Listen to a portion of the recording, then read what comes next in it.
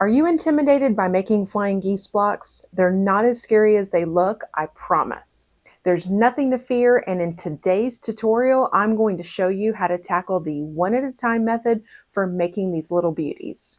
We'll be using the stitch and flip method for constructing our flying geese, and I'll also give you the Quilt Math so that you can make any size flying geese you'd like. I'll also show you a method of how to make oversized flying geese so that you have plenty of room for trimming if your sewing wasn't just quite on point. I love flying geese blocks. They are so simple and can have such a dramatic impact, and they're beginner friendly as well. I'll take you through making the quilt block and also trimming with regular quilting rulers and specialty rulers as well.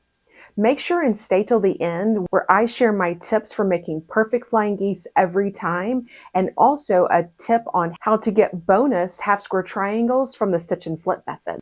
So if you're excited for making flying geese with me and you want to do it in an easy, stress-free process, then let's get started with the tutorial.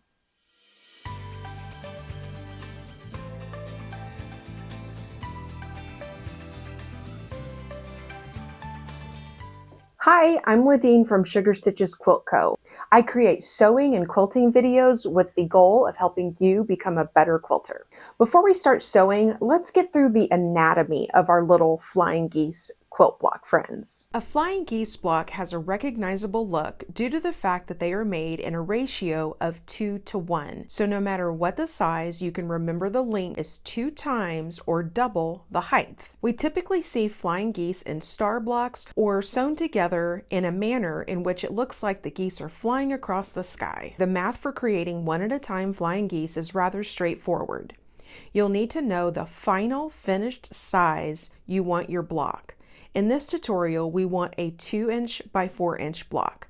That means our unfinished size will need to be 2½ inches by 4½ inches. We've added 1/4 inch, which accounts for our seam allowances. Remember, the sizes will always be in a 2:1 ratio. You will begin with a rectangle that is 4½ inches. In this one at a time method, because we won't be doing anything but sewing the stitch and flip corners onto the block, the beginning size of the rectangle is exactly what we want in the unfinished size. Now our 2 corner squares will be cut to 2½ inches so that we can maintain the 2:1 ratio in our block. Now the term stitch and flip actually refers to placing a square of fabric onto a larger square, stitching, and then flipping that to the outside. You may see this method in a variety of patterns. It doesn't necessarily relate only to the flying geese block, but it just happens to be the way that you can make a one at a time flying geese block. So with the stitch and flip method, you typically need some sort of reference point for a diagonal line from corner to corner on your square.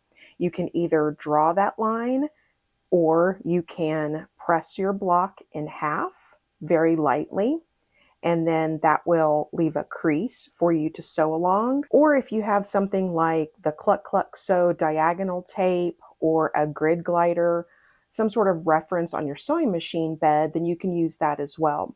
Essentially, we want a straight line from corner to corner on the diagonal of a square. Now with the flying geese block, this line will be our sewing line and it's on the inside of our block, so it won't be seen. So I'm going to use a friction pen to mark my line. You can even use a pencil or other type of fabric marking pen. Just make sure that you don't use anything that will bleed through the fabric or show through the fabric. So I simply place my ruler corner to corner on the diagonal and mark my line. Then I'll do the same thing on the other block.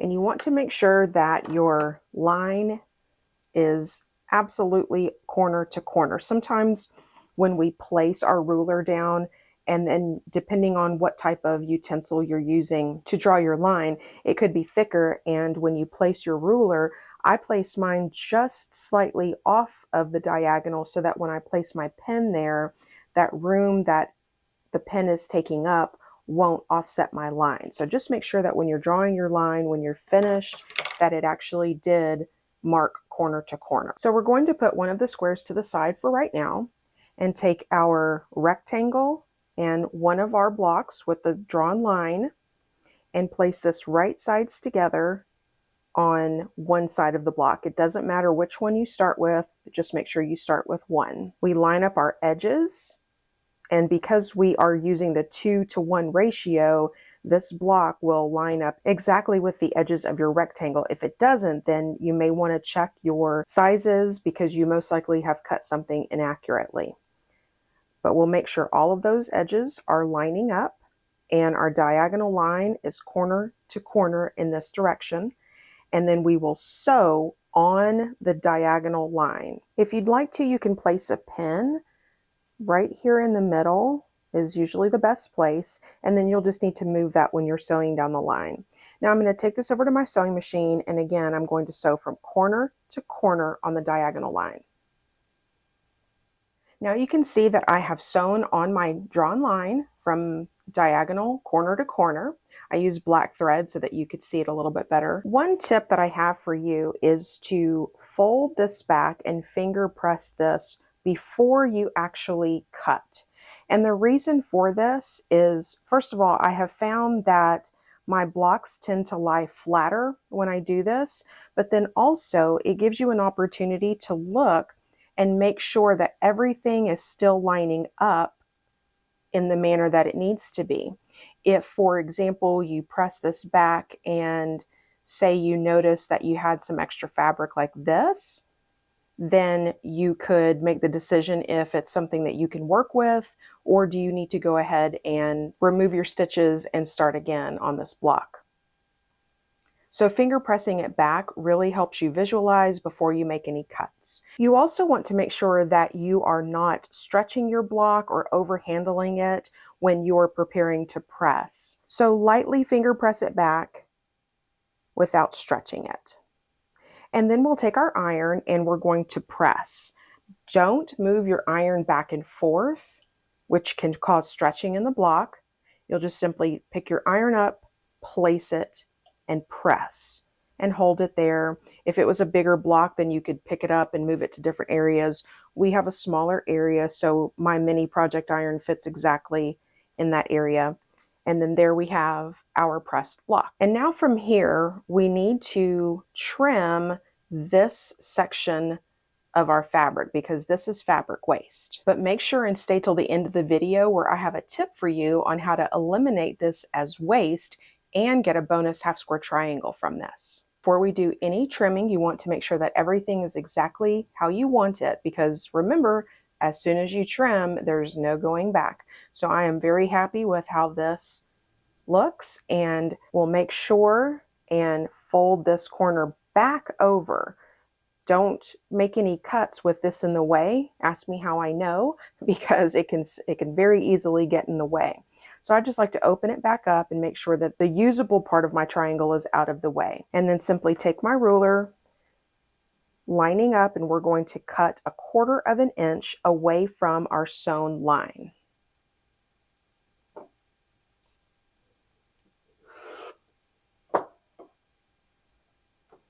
And then we can fold that back over, and there is half of our flying geese block. And you can really see that it's taking shape. And just as we did with our first square, I'm going to take my second square and place that right sides together on my block.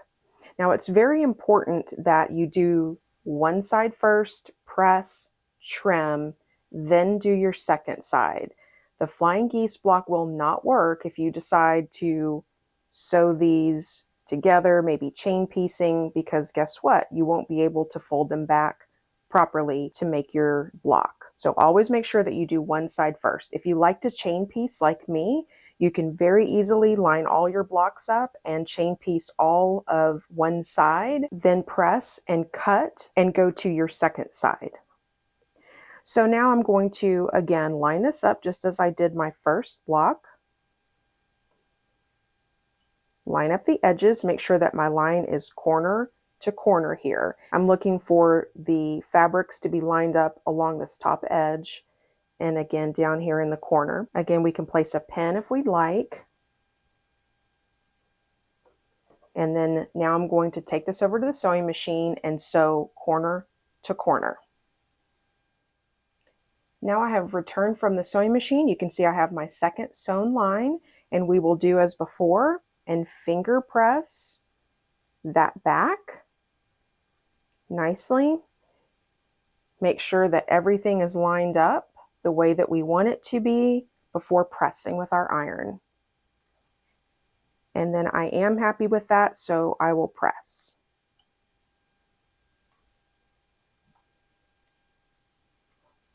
And there we go. And it's looking really great. So I'm going to move my wool mat out of the way. Remember, we're going to open this up and move the other piece out of the way so that we can trim, lining up 1/4 inch and then trimming. And then when we move this back, now we have our flying geese. And it is perfect. Now let's talk about a few important parts of the flying geese block before we go any further. Not only do we want our block to measure our unfinished block size, but we want to make sure that we have at least 1/4 inch in the top area above our point. And this is so that when we sew this into another block, we won't lose our point and our seam allowance will be able to run right along this top edge and we won't cut that point off. When you're sewing a block together later, it also helps to look at the back of your block and you'll see this intersection of points. In my opinion, this is the most important point of a flying geese block. Your seam allowance should run just above the intersection of those seams because that is where your point is. And if we sew just ever so slightly above that and then press those seams, then we'll still have our point and we haven't cut that off. The problem comes in is when you are on the inside of this area and this line, and then you cut your point off. So if I'm sewing this block to something else, typically what I'll do, I place them right sides together and I just make sure that this part of my block, this underneath side, is on top for me to be able to identify that point when I'm sewing. So as I am approaching that area, I can make sure that I'm hitting the spot right above the intersection of my points. And then the second most important part of our flying geese block is the edge here, where you can see that it is exactly at a diagonal. And this will ensure that we don't lose the bottom sections of our flying geese unit. With this method that I've just shown you, we should only need a bit of trimming here in this area, if any at all. Technically, because we only were sewing on the diagonal lines and then pressing these back, because we made sure that everything was lined up before trimming, then we shouldn't need to trim anything at all from that top section. So you can see I actually don't need to trim this block at all. I'll trim these extra threads along the edges, but otherwise we can double check the size of the block to make sure that it measures the 2.5 by 4.5. Otherwise, we have a completed flying geese block. Let's talk about a few pros and cons of the one at a time method. This is great if you want to use directional prints in either portion of your block so that you can make sure they're sewn in a very specific direction. You can use the 4 at a time method for making flying geese with directional prints depending on how you are using the prints in your final project and how the blocks may be rotated. The direction of the print may not be oriented in the right manner. This is also a great method if you only need a few flying geese. I also believe there is far less room for error in this method if you are careful with your sewing and pressing. One major drawback to using this method is if you need a lot of flying geese blocks, but you can always chain piece these, which makes them come together much faster. This method does require greater accuracy as well. If you are worried about the preciseness of your sewing, then I have a suggestion for you. That is to make the blocks slightly oversized so you have room for trimming. Now this does waste a bit of fabric, but in my opinion, it's worth it to be able to trim away any errors, then you have a perfectly trim block. Let me show you what I mean. Earlier in the video, I gave you various sizes of flying geese with the oversized method. Taking our original unfinished sizes, we will simply add 1/4 of an inch to each piece. So instead of starting with a 2.5 inch by 4.5 inch rectangle, we will start with a 2 3/4 inch by 4 3/4 inch rectangle. And instead of 2 2.5 inch squares, we will use 2 2 3/4 inch squares. The process is the same for sewing the block, so let me do that and then I'll be back to show you the size of the block and how we will trim it. Now I have my oversized finished block. You can see that I've sewn it exactly how I showed you with the one at a time method, but you can instantly tell that we have some additional room here and room to trim around the block. So that's what I'm going to show you how to trim so that you can make sure that your block measures exactly the size that you want it to measure. Before we get into the actual trimming of this block, I wanted to talk about how you can actually trim flying geese blocks. Some people think that you have to have a specialty ruler to trim flying geese blocks, and you don't necessarily need to have them, but they sure do save time. I've linked some of my favorites down in the description, but I wanted to show you a few today. One of my favorite specialty rulers is the Block Lock ruler. There are a few downsides to these rulers, first being that they are sold by particular individual sizes. I bought a set of 3, and so then it offers 3 different sizes. It has a 2x4, 3x6, and 4x8. Those are the most common sizes that you'll see in most patterns today for flying geese. So that's why I bought the bundle, because I figured that this would be something that I would most likely use the entire set for. But you wouldn't be able to make smaller or larger flying geese of different sizes. So you can see with the 2x4, and this is a finished size, for example, that's what we've made here with this. I like these because they have a notch in the ruler, as you can see, this frosted edge, and it actually locks in place in your seam here. There is a dashed line around the entire ruler to show you your 1/4 of an inch seam allowance. And so you know as soon as that is locked into place and you're trimming that you have your 1/4 inch seam allowed for. And it follows it down, as you can see, on each side. And so when you're trimming using this block, it's great if you have a rotating mat, because you can simply lay the block down, lock the ruler in place, and then trim all the way around, rotate your block, and you don't need to move the ruler. I like that because I feel sometimes that the more that you have to pick up a ruler and rotate a block and then put the ruler back down again, then there's more room for error. The downside is that you only have specific sizes, so you wouldn't be able to make a, say for example, a 1.5 by 3 inch block, or anything that Block Lock doesn't make a ruler for. The other downside is they are a bit pricey as well. Other than those issues, these could be a great set of rulers to really take the guesswork out of where to trim, how to position the block, where you need to worry about trimming, and then also, as we talked about before, making sure that you have that 1/4 of an inch seam on the top of your point. I have a few other rulers I would like to show you that are my favorites. We also have the Studio 180 Design Wing Clipper, and this is a handy ruler as well. You essentially will find the size that you want for your block and then lay that down on your block and make your trims. It does have lines that you can line up for your 1/4 of an inch. They also do have a line and intersection here where you can line up for your point. And as you can see, I could line this up, match both of my diagonal lines and my point, and I would know exactly where to trim. This ruler would require you to trim one section rotate the block, and then trim again. So again, as I mentioned with sizes, this does have a greater number of sizes available that you can trim your flying geese, so it is more versatile than the block lock if you're just going to buy one single ruler. And then I also have the Creative Grids Ultimate Flying Geese Ruler tool. And this has nice instructions on it. It tells you exactly if you want to make a flying geese of a certain size. It even gives you those measurements of for the 4 at a time method.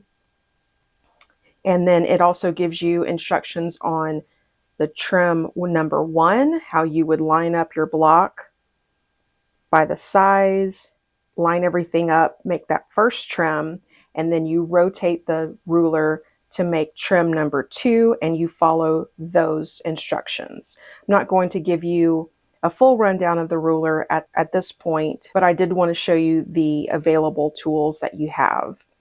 So again, this is a great option as well. And as I mentioned, you don't even need a specialty ruler. You can use any quilting ruler in your sewing room. Now, if we want to trim with a regular quilting ruler, there are a few important spots we want to look for. First, we talked about earlier about making sure that we have a 1/4 of an inch on the top of our point so that we have room for our seam allowance. So you want to be able to identify the 1/4 of an inch on your ruler. With the Creative Grids rulers, they always have a 1/4 of an inch very clearly marked on all of their products. And then of course we want to have the overall size in mind. I bought this. This is a 4.5 by 8.5 inch ruler when I created my Cinnamon Spice Quilt Pattern because it is almost all flying geese and I've made so many different versions. Someone had suggested this ruler to me, so I bought this. So this is actually the size of those unfinished flying geese. So if I was making a 4.5 by 8.5 inch flying geese block, then I literally could just put this down and trim all 4 sides without moving it. But one of the other reasons that I like this particular Creative Grids ruler is because it's a long, skinny ruler that will usually work for most of my flying geese sizes. And you can see they have a nice little area here, again, where your intersection of seams are, and then you can measure using those diagonal lines. Even if you're making a smaller flying geese, you can still use these diagonal lines and that line there. If I'm using any other size of ruler, what I like to do is use either washi tape or masking tape of some type. I have this red that sometimes is easier for me to see too. But I like to tape off, and I do this with other blocks too, not just flying geese, but I like to tape off where I need to trim my block. So I've taped off for our flying geese today 2.5 by 4.5. And then you don't have to worry about constantly finding those lines every time you want to trim a block. It's also a good visualization tool to be able to find your center mark and then your diagonal points and your 1/4 inch seam as well. So we are trimming these to 2.5 by 4.5. So you can see I've already marked it off with the tape. And then when we place it down on the block, now remember I mentioned that this point is our most important area of the flying geese. So if we're using a regular quilting ruler, we want to make sure that this area is in the center of our quilting ruler. So for a 4.5 inch block, I will want to make sure and identify my 2.25 inch mark because that tells me where the center of my block is. I also want to identify my 1/4 of an inch mark that I will align with the top of my block and then make sure that there is a 1/4 of an inch between the top of my point and the area that I trim. So with this ruler, here's my 2.5 inch mark. So 2.25 will be right here, as you can see. And then there is a white line for my 1/4 of an inch. So when I line up my block, again, I want to line up the 1/4 of an inch and then the 2.25 and line that up perfectly. Also keeping in mind the sides and the bottom of my block, and then I would make that cut. I'm just showing you with the ruler right now. We're going to trim with a block lock ruler in just a little bit. but I want to make sure that you know the exact areas that you need to pay attention to when you're trimming with a regular quilting ruler. After you trim this area, you would rotate your block and then line up your trimmed edges here. Again, making sure that that center is lined up, and then you would cut the remainder of your block, the other two sides. So it is possible to trim with a regular quilting ruler. If you have the means to buy specialty rulers, then I would definitely recommend that you find what's best for you and make that investment, because they really do save time not having to line up every single time you need to trim. And if you're making a lot of flying geese, it can definitely be a time saver. So let's go back to our oversized flying geese. Now you'll remember that when I made the first one, we didn't need to trim any in this area or any along the sides because we were using exact measurements with accurate sewing. So increasing those sizes of our fabric pieces gave us that extra room for trimming so that we can make sure everything is straight and aligned. We'll have those nice clean edges on all four sides, and we know that our block will be the accurate size. So as I mentioned, I'm going to trim this with the block lock ruler. You simply lock it in place into that seam, and then you can see it gives us not only the seam allowances, but then also that area above the point. Because it is the exact size that I want my flying geese block to be, I can go ahead and trim on all four sides without having to move my block or rotate the ruler.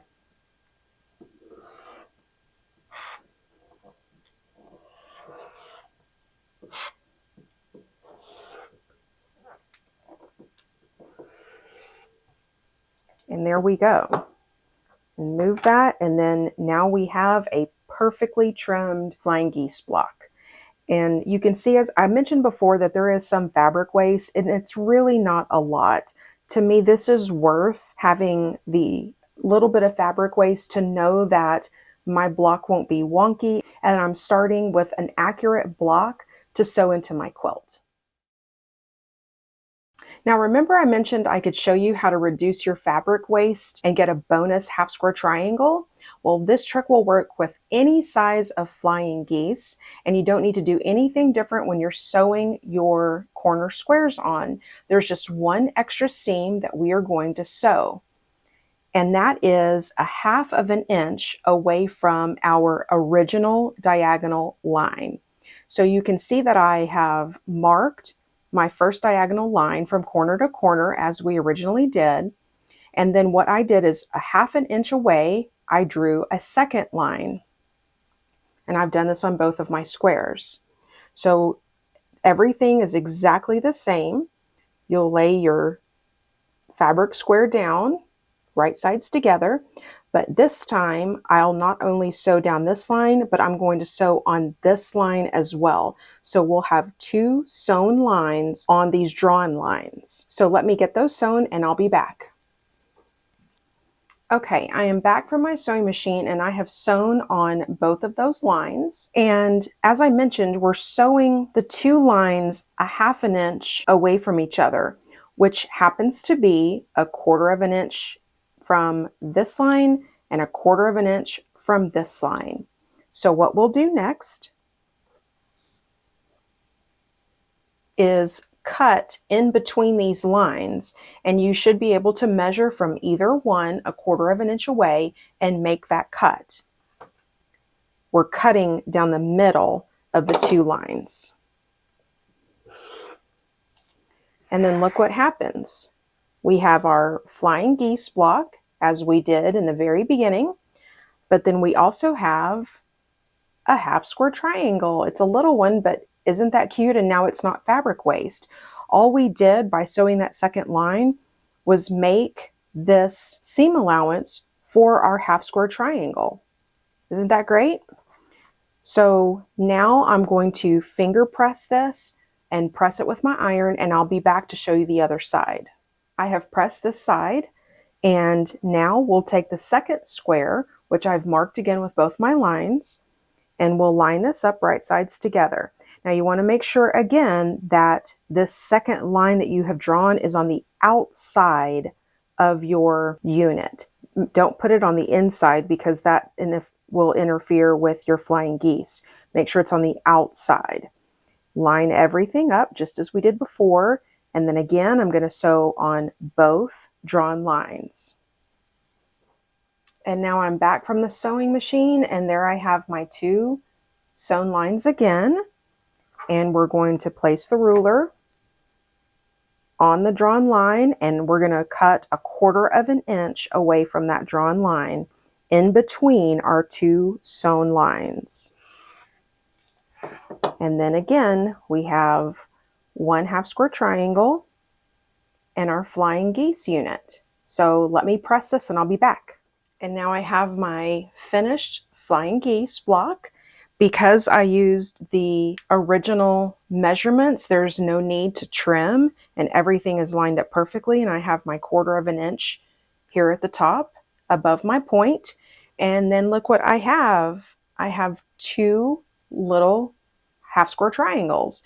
Now from the 2.5 by 4.5 inch flying geese block, using the method I showed you, I ended up with 2 1.5 inch 1/2 square triangles. They were oversized enough for me to trim, and they trimmed down to 1.5 inches. And so instead of fabric waste that we had before, like this with the triangles, I have 2 finished blocks. Now you may be asking, what do I do with these cute little guys?